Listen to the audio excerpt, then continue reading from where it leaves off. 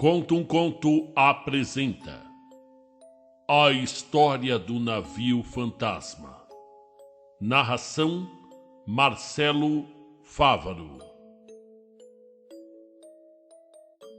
Meu pai possuía uma pequena loja em Balsorra. Ele não era pobre nem rico. Era uma daquelas pessoas que não se arriscava por medo de perder o pouco que tinha. Criou-me de maneira simples e honesta e logo conseguiu que eu o ajudasse. Exatamente quando eu tinha 18 anos de idade e ele fazia a sua primeira grande especulação, acabou morrendo, provavelmente de desgosto por ter confiado 1000 moedas de ouro ao mar.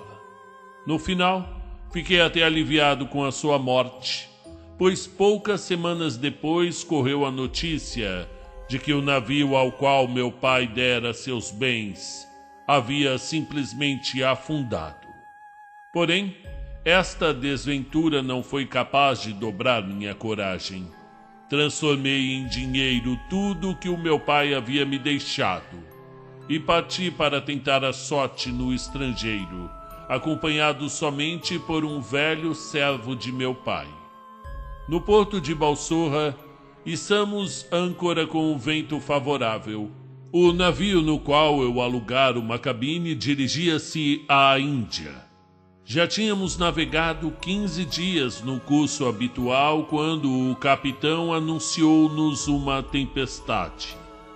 Ele estava apreensivo, pois não parecia conhecer as águas daquela região, não o suficiente para enfrentar uma tempestade com certa tranquilidade. Mandou recolher todas as velas e deixamo-nos levar vagarosamente pela corrente. Caíra a noite, era clara e fria, e o capitão já começava a achar que tinha se enganado quanto ao prenúncio de tormenta. De repente passou rente a nós um navio que não tínhamos visto antes. Clamores e gritos selvagens ecoavam do convés, o que não me admirou muito numa hora assustadora como aquela ante o terrível dilúvio. Contudo, o capitão ao meu lado ficou terrivelmente pálido.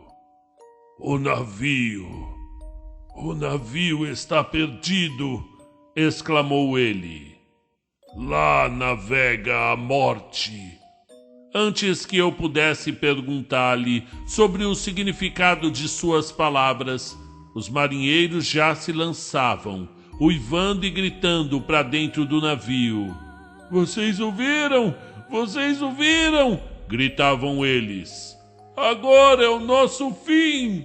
O capitão mandou que lessem para ele versículos de consolação do Alcorão e tomou ele mesmo a direção do leme.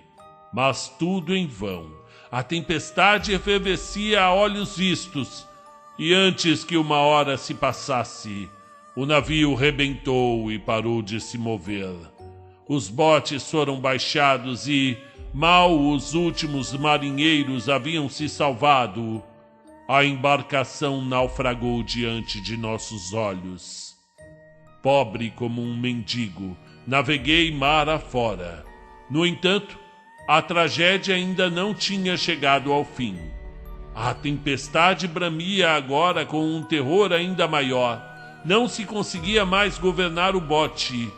Abracei meu velho servo com firmeza e prometemos um ao outro jamais nos separarmos. Finalmente o dia raiou. No entanto, com o primeiro raio da aurora, o vento agarrou o bote no qual estávamos e o emborcou. Não vi mais ninguém da minha tripulação. A queda havia me anestesiado e quando acordei, estava nos braços do meu velho servo, que se salvara agarrando-se ao bote emborcado e arrastando-me consigo. A tempestade tinha amainado. Não havia sinal do nosso barco, porém descobrimos, não muito longe de onde estávamos, outro navio para o qual as ondas nos impeliam. Quando nos aproximamos, Reconheci o navio como sendo o mesmo que havia passado por nós e que tanto assustara o capitão. Senti um estranho terror ante esse navio. A previsão do capitão se concretizara de maneira tão terrível. O aspecto deserto da embarcação, no qual, por mais que nos aproximássemos e por mais alto que gritássemos, não se via ninguém. Tudo isso me assustava. Entretanto, este era o nosso único meio de salvação. Por isso louvamos ao profeta, que tão milagrosamente nos salvara. Na proa do navio pendia uma longa corda. A todo custo remamos ao seu encontro para agarrá-la. Finalmente conseguimos. Ergui minha voz mais uma vez, porém o navio continuava silencioso. Então escalamos pela corda. Eu, sendo mais jovem, ia à frente. Mas que horror!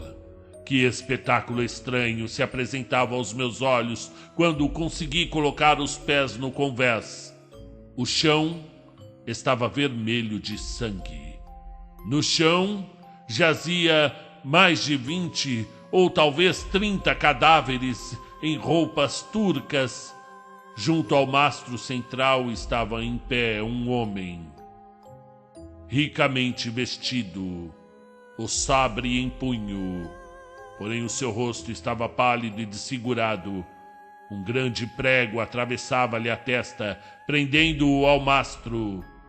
Ele também estava morto. O pavor tolhia meus passos. Eu mal ousava respirar.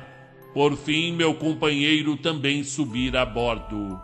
A ele também espantou a visão do convés, que não mostrava sinal de vida, apenas todos aqueles mortos horríveis. Após orarmos em aflição ao profeta, atrevemos-nos a seguir em frente. A cada passo olhávamos ao redor para ver se não surgiria nada de novo ou horripilante. No entanto, tudo continuava como estava.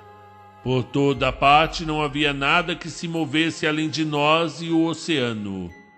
Não ousamos sequer falar em voz alta, com medo de que o capitão morto pregado ao mastro voltasse aqueles olhos fixos para nossa direção, ou de que um dos mortos virasse a cabeça. Enfim, havíamos chegado a uma escada que levava ao porão. Instintivamente estacamos ali e ficamos a olhar um para o outro, pois ninguém tinha coragem de dar voz aos seus pensamentos. Ó Senhor, falou meu fiel servo, há algo terrível acontecendo aqui. No entanto, ainda que lá embaixo o navio esteja repleto de assassinos, prefiro entregar-me a eles à espera de clemência ou crueldade, do que permanecer por mais tempo entre esses cadáveres. Eu pensava como ele. Dominamos o próprio medo e descemos cheios de ansiedade.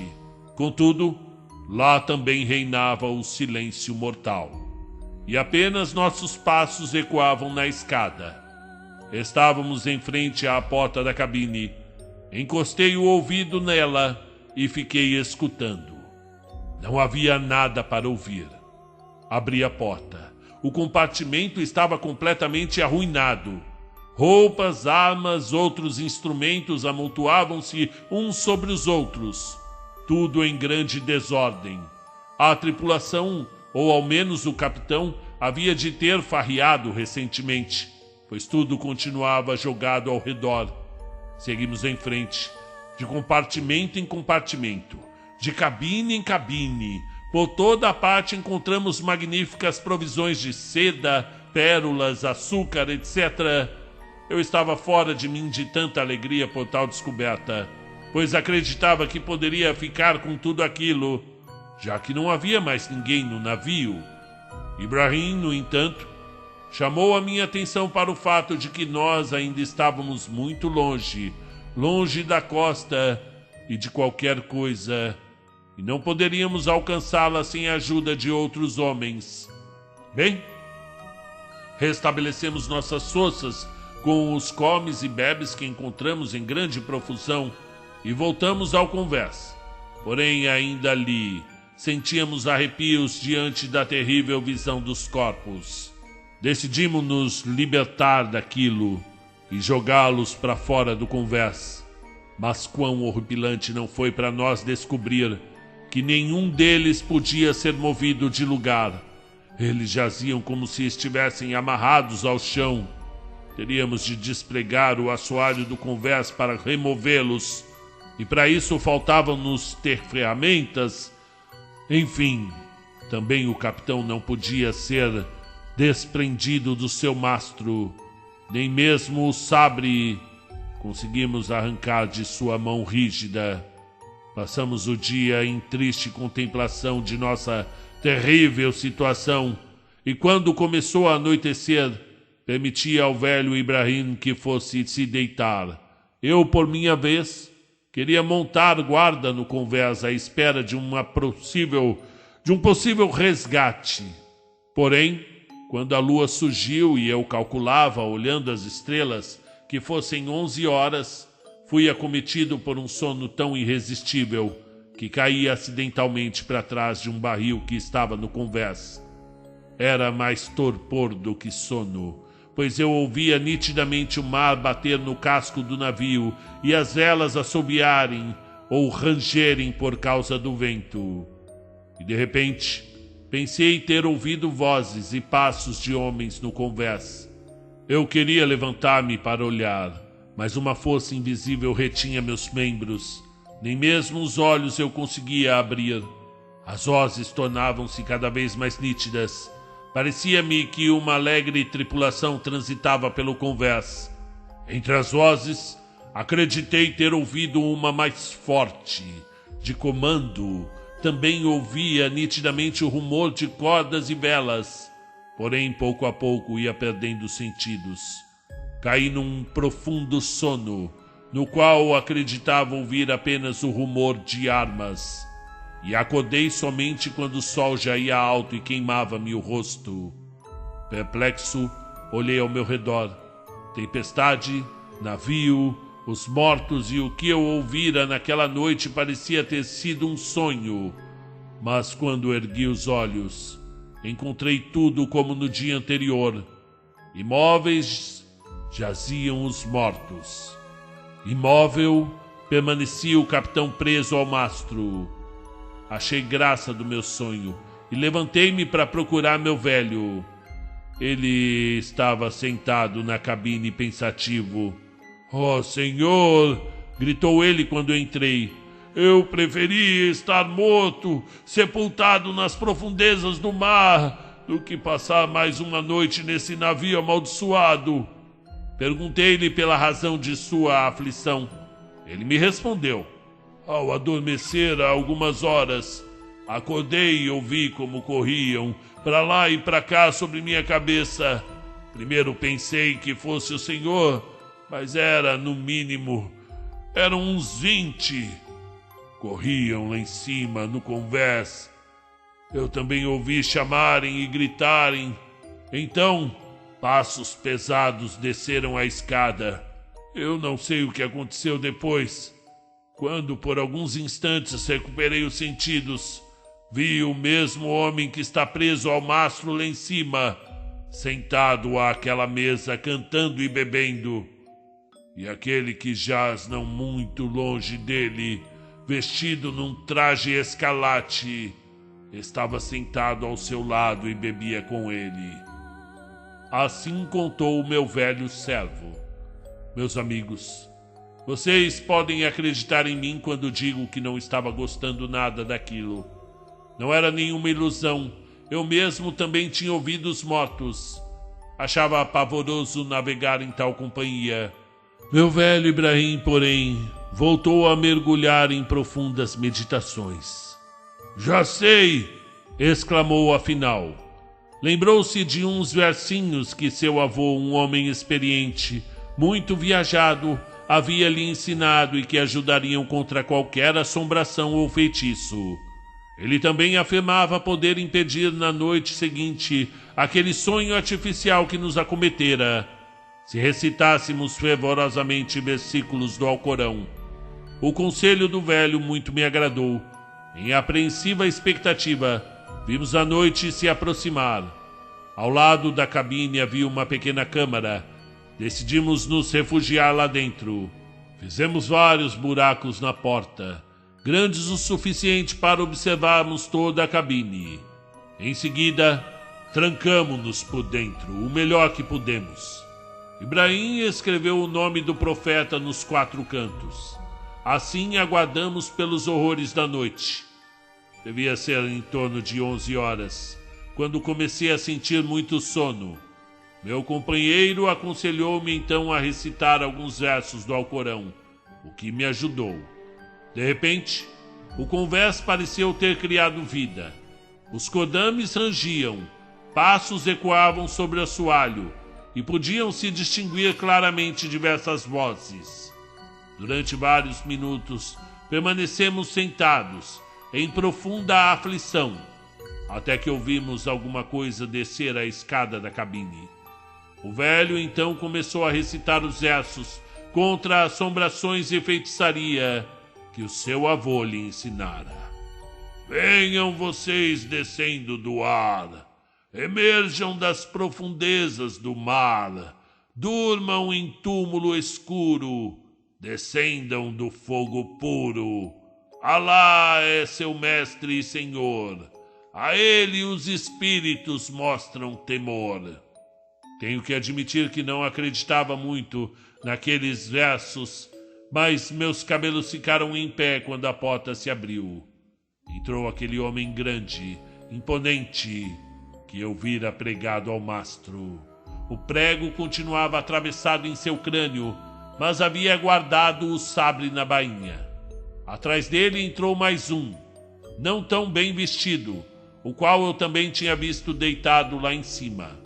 O capitão, pois este era inconfundível, tinha um rosto pálido, uma barba longa e negra, olhos revirados, com os quais ele observava ao redor o compartimento. Eu podia vê-lo claramente quando cruzou nossas portas.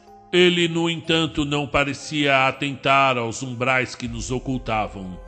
Ambos se sentaram à mesa que havia no meio da cabine, falando alto, quase gritando um com o outro em uma língua desconhecida.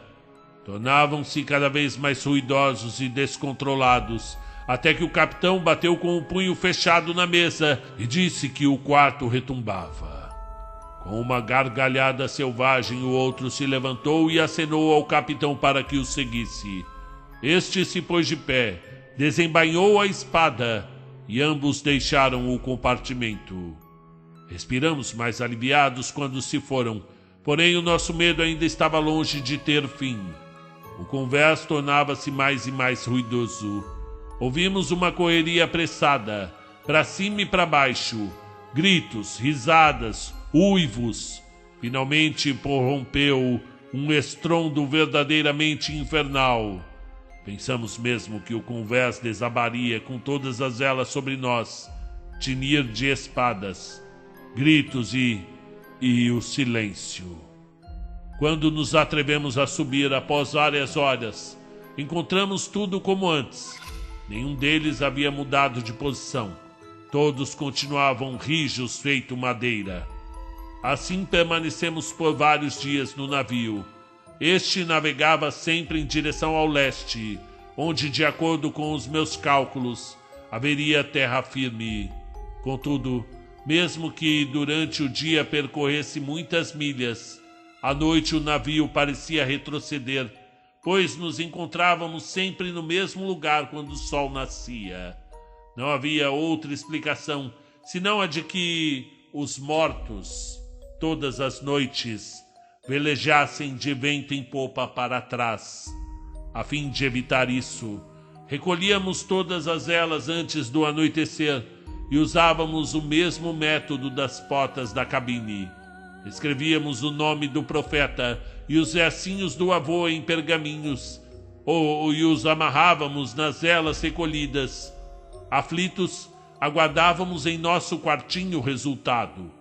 Os fantasmas pareciam vociferar com uma fúria ainda maior, mas vejam só, na manhã seguinte, as velas continuavam enroladas como nós tínhamos deixado. Ao longo do dia, içávamos somente a quantidade de velas necessárias para que o barco avançasse suavemente, e assim percorremos em 5 dias uma distância considerável. Finalmente, na manhã do 6º dia, divisamos terra a pouca distância e agradecemos a Alá e ao seu profeta por nossa milagrosa salvação. Nesse dia e na noite seguinte, navegamos ao longo de uma costa e na 7ª manhã acreditamos ver não muito longe uma cidade. Com muito esforço lançamos ao mar uma âncora que logo encontrou o fundo. Baixamos um pequeno bote que estava no convés e remamos com toda a força em direção à cidade. Após uns 30 minutos, desembocamos num rio que desaguava no mar e chegamos à costa. No portão da cidade, informamos-nos sobre o nome desta e descobrimos tratar-se de uma cidade indiana, não muito longe da região para onde eu desejava navegar desde o início. Dirigimos-nos a uma hospedaria e descansamos de nossa viagem repleta de aventuras.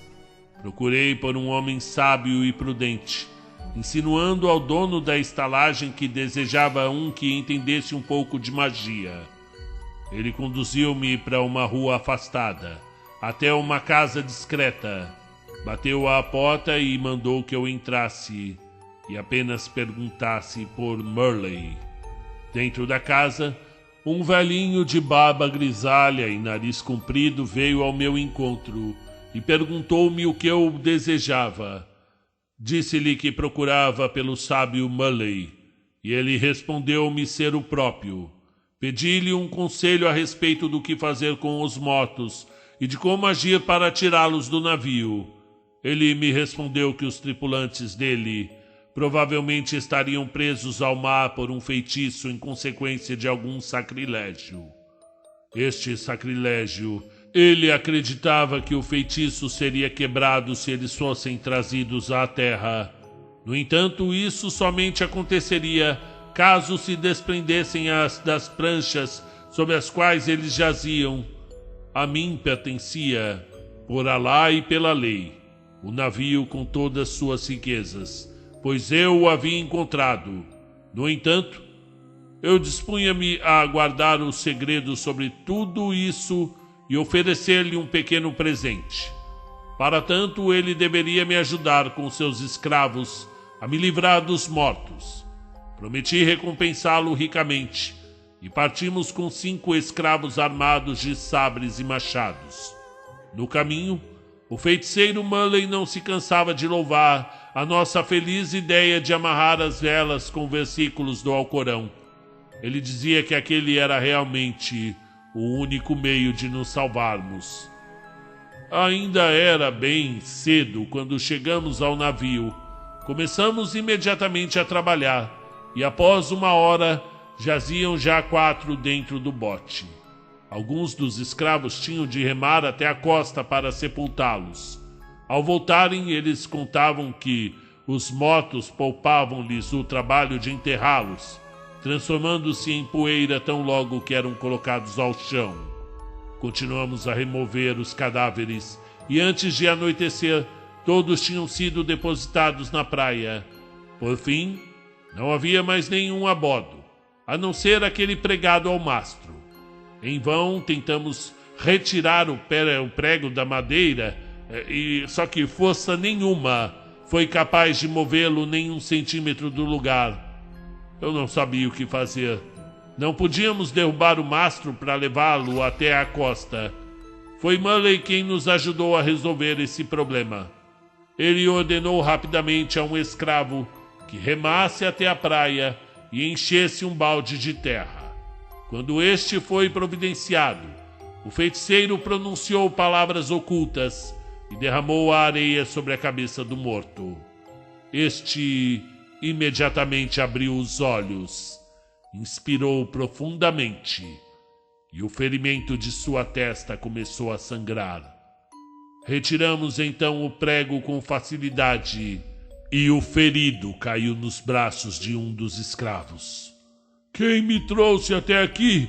perguntou ele após ter se recuperado um pouco. Murley apontou para mim. e eu fui até ele.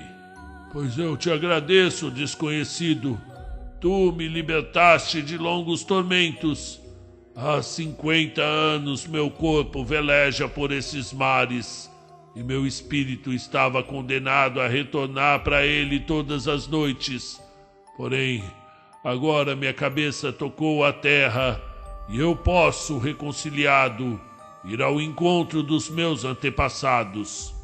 Pedi-lhe que nos contasse como havia chegado àquela trágica situação. E ele falou: 50 anos atrás, eu era um homem poderoso e respeitado, e morava em Argel.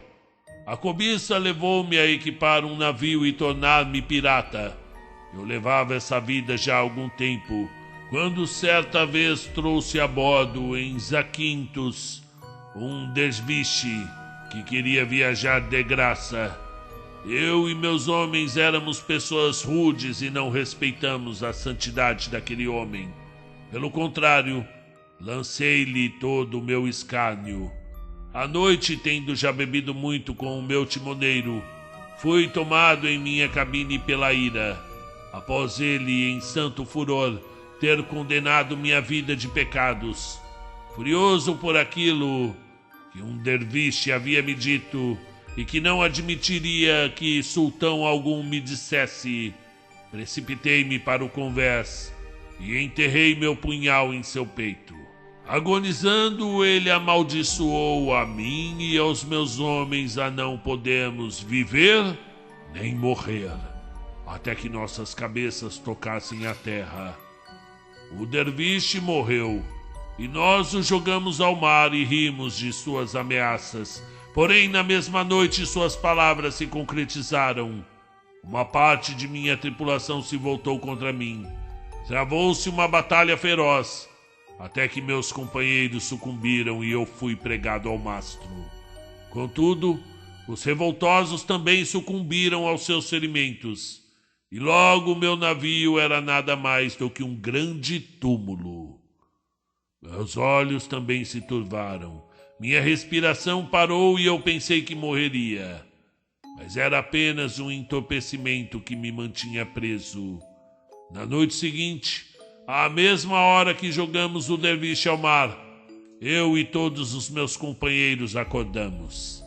A vida retornara, porém só podíamos fazer e dizer aquilo que havíamos feito e dito naquela noite. E assim navegamos há 50 anos. Não podemos viver, não podemos morrer, pois como poderíamos chegar em terra firme? Com grande alegria, navegamos com todas as velas para dentro da tempestade, na esperança de bater contra um rochedo e poder finalmente descansar nossas cabeças cansadas no fundo do oceano. Nunca conseguimos, porém agora vamos morrer. Meus agradecimentos mais uma vez, Salvador desconhecido.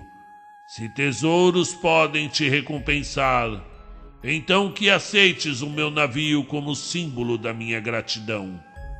Após ter terminado de falar, o capitão baixou a cabeça e expirou. Imediatamente ele também se desfez em poeira como seus homens. Nós o juntamos em uma caixa pequena e o enterramos em terra firme. Chamei trabalhadores da cidade, que fizeram uma boa reforma em meu navio. Após tirar um bom lucro ao trocar as mercadorias que eu tinha a bordo por outras, contratei marinheiros, presenteei com riquezas o meu amigo Mulley e rumei para minha terra natal. No entanto, fiz um desvio, aportando em muitos países e ilhas, vendendo minhas mercadorias. O profeta abençoou minha empreitada. Após 3 quartos de ano, aportei novamente em Balsorra, 2 vezes mais rico do que o capitão havia me deixado. Meus conterrâneos ficaram admirados da minha sorte e riqueza e acreditavam que eu havia encontrado o vale de diamantes do famoso viajante Simbá. Deixei que acreditassem, porém a partir de então os jovens de Balsorra, ao completarem 18 anos, tinham de sair pelo mundo afora, como eu, a fim de testar sua sorte. Eu, por outro lado, vivi tranquilamente em paz, e a cada 5 anos faço uma viagem a Meca para agradecer a Alá, em suas cidades sagradas, por sua bênção, e pedir-lhe que receba o capitão e seus homens no paraíso. A viagem da caravana avançou no dia seguinte sem obstáculos, e quando já estavam descansados no acampamento, Salim, o forasteiro, começou a falar com Muley, o mais jovem dos comerciantes. És o mais jovem entre nós. Estás sempre alegre e com certeza conheces uma boa anedota. Conte pra gente, para que nos distraia do calor do dia. Bem que eu gostaria, respondeu Muley, de contar uma história divertida a vocês. Porém, a juventude exige que sejamos modestos em tudo. Por isso, meus companheiros de viagem mais velhos devem ter a preferência. Zaleucos se mostra sempre tão sério e reservado. Será que ele não quer contar para nós o motivo de sua atitude? Talvez possamos assim minorar sua mágoa, caso a tenha, pois nos apraz servir ao nosso irmão, mesmo que tenha outra fé. O homem citado era um mercador grego de meia idade, belo e vigoroso, mas muito sério. Embora fosse um infiel, já que não era muçulmano, era estimado por seus companheiros de jornada, porque seu comportamento havia despertado admiração e confiança. Diga-se que ele tinha apenas uma mão, e alguns dos viajantes desconfiavam que ele era tão sério devido a essa perda. Zaleucos assim respondeu ao amável convite de Muley. Muito me honra o pedido dos senhores. Não tenho mágoa.